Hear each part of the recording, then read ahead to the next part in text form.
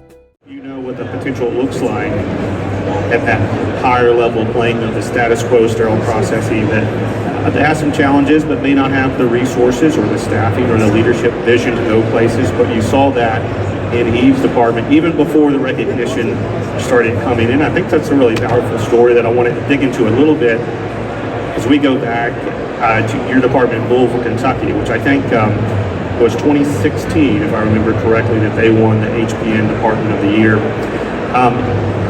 In that transition, like one of the comments that Eve's made is leadership for him was pivotal. And he even did not see the potential for leadership in himself that his leaders saw in him, and that personally, that is a very similar story to my story in the Department of Jewish, because I started there as a frontline technician. No plan to into the department leadership for myself. Like in our time together, as you were my sterile processing director at that point, you saw something in me that I didn't see in myself.